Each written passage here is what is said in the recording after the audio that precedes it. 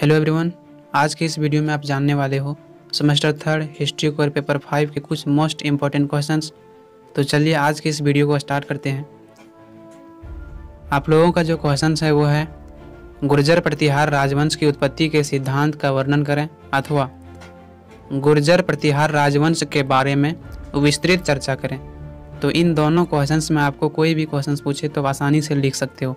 ये क्वेश्चन जो है 5 मार्क्स से पूछे जाते हैं, इसलिए मैंने इसको थोड़ा सा कम लिखवाया है। तो चलिए इसका आंसर को हम लोग देख लेते हैं। सबसे पहले आपको परिचय देना है। गुर्जर प्रतिहार वंश इसलिए कहा गया क्योंकि ये गुर्जरों की ही एक शाखा थी जिनकी उत्पत्ति गुजरात और दक्षिण पश्चिम राजस्थान में हुई थी।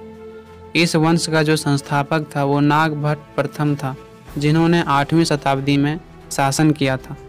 गुर्जर प्रतिहार राजवंश ने 8वीं शताब्दी से लेकर 11वीं शताब्दी के प्रारंभ तक शासन किया था। इनकी प्रारंभिक राजधानी भीनमाल थी। यानी कि इसमें यह कहा गया है कि गुर्जर प्रतिहार वंश इसलिए कहा गया है क्योंकि गुर्जरों की यह एक शाखा थी और इनका उत्पत्ति गुजरात और दक्षिण पश्चिम राजस्थान में मानी जाती है। इस वंश के जो संस्थापक थे वह नागभट्ट प्रथम को माना जाता है, जिन्होंने जो है 8वीं शताब्दी में इस वंश को स्थापित किया था। इनका शासनकाल जो है 8वीं शताब्दी से 11वीं शताब्दी तक मानी जाती है और इनकी जो प्रारंभिक राजधानी मानी जाती है वो है भीनमाल। इसके बाद प्रतिहारों ने कन्नौज को अपनी राजधानी बनाया। ग्वालियर अभिलेख में गुर्जर प्रतिहारों को लक्ष्मण का वंशज बताया गया है। पुलकेशिन द्वितीय के ऐहोल अभिलेख में गुर्जर जाति का उल्लेख सर्वप्रथम हुआ है। इस वंश की 3 शाखाएं थी। इनमें सबसे प्रमुख शाखा जो थी वो उज्जैन में थी। अरब यात्रियों के अनुसार इस वंश के शासकों के पास सर्वश्रेष्ठ घुड़सवार सेना थी। उसके बाद जो आपको पॉइंट बनाना है वो है गुर्जर प्रतिहार की उत्पत्ति के सिद्धांत। राजपूत वंशों की उत्पत्ति की तरह गुर्जर प्रतिहार वंशों की उत्पत्ति को लेकर विद्वानों में मतभेद है। कुछ इतिहासकार गुर्जर प्रतिहारों को राजपूतों की तरह विदेशी मानते हैं, जबकि अधिकतर विद्वान का यह मानना है कि गुर्जर प्रतिहार भारतीय थे। इसका मतलब यह है कि गुर्जर प्रतिहार की उत्पत्ति के बारे में विद्वानों में मतभेद है। किसी विद्वान का कहना है कि गुर्जर प्रतिहार का उत्पत्ति जो है वो भारतीय से हुआ है, तो कुछ इतिहासकार मानते हैं कि जो गुर्जर प्रतिहार का उत्पत्ति हुआ है वो विदेशियों से हुआ है।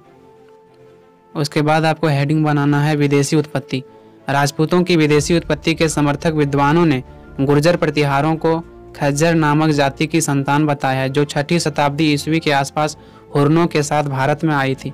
किंतु खज्जर नामक किसी विदेशी जाति के विषय में किसी भारतीय अथवा विदेशी साक्ष्य से कोई सूचना नहीं मिलती है।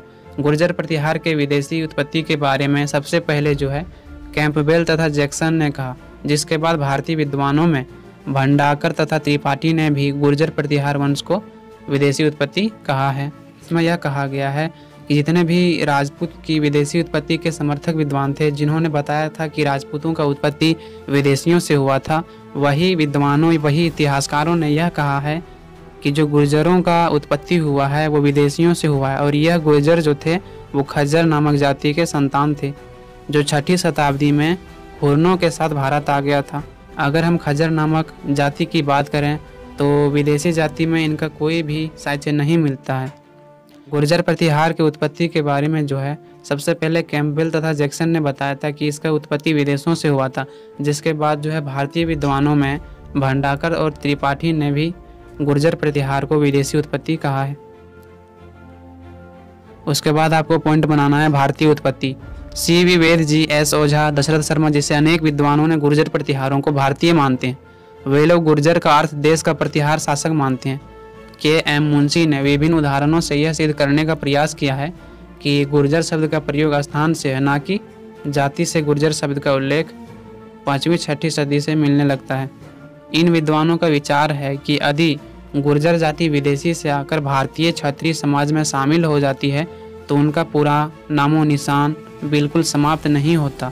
भारत के इतिहास में विदेशियों को कुछ ना कुछ नाम दिया गया है, जैसे कि हुर्नों को मलेच कहा गया है, किंतु जहाँ तक गुर्जरों का प्रश्न है उन्हें ब्राह्मण कहा जाता है। यानी कि कुछ भारतीय इतिहासकार हैं वह इस बात को नहीं मानते हैं कि गुर्जरों का उत्पत्ति विदेशियों से हुआ है, बल्कि यह मानते हैं कि जो गुर्जर का उत्पत्ति हुआ है वो भारतीयों से हुआ है। उसके बाद जो है आपको पॉइंट बनाना है वो है ह्वेनसांग के अनुसार।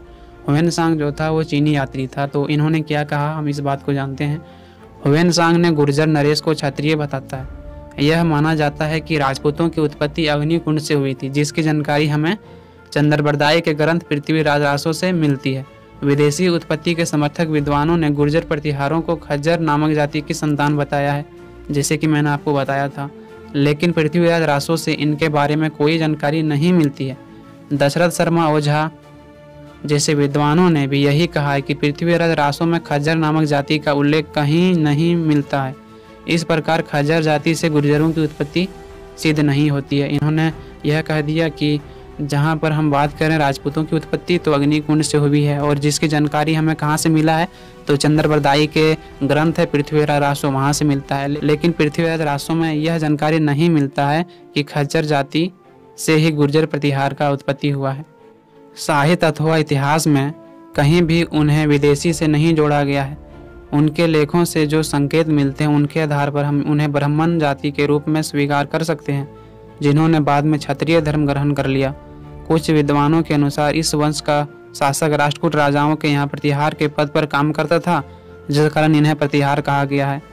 इसमें कुछ विद्वानों ने यह कहा है कि गुर्जर प्रतिहारों के बारे में हमें साहित्य और इतिहास में कहीं भी जानकारी नहीं मिलता है कि यह विदेशी था, लेकिन हम इस बात को कह सकते हैं कि जो गुर्जर प्रतिहार था वह ब्राह्मण जाति का था, जिन्होंने बाद में क्षत्रिय धर्म को ग्रहण कर लिया और इस प्रकार से यह गुर्जर प्रतिहार कहलाए। लेकिन कुछ विद्वान ने यह भी कहा है कि जो गुर्जर प्रतिहार थे वह राष्ट्रकूट राजा के दरबार में कार्य करते थे, जिसके कारण उन्हें प्रतिहार पद मिला था और इसी पद के कारण उन्हें प्रतिहार कहा गया। गुर्जर प्रतिहारों का मूल स्थान निश्चित रूप से पता नहीं है। स्मिथ और ह्वेनसांग के अनुसार उनका स्थान जो है आबू पर्वत के उत्तर पश्चिम में स्थित भीनमाल को मानते हैं। कुछ अन्य विद्वानों के अनुसार उनका मूल निवास स्थान उज्जैन मानता है। तो इस प्रकार से यहाँ समाप्त होता है। मैं उम्मीद करता हूँ कि आप सभी को समझ में आया होगा। आपको अगर इस वीडियो से थोड़ी सी भी सहायता मिली हो तो आप ज़रूर सब्सक्राइब कर लेना। तो आज के लिए इतना ही, मिलते हैं नेक्स्ट वीडियो में। जय हिंद।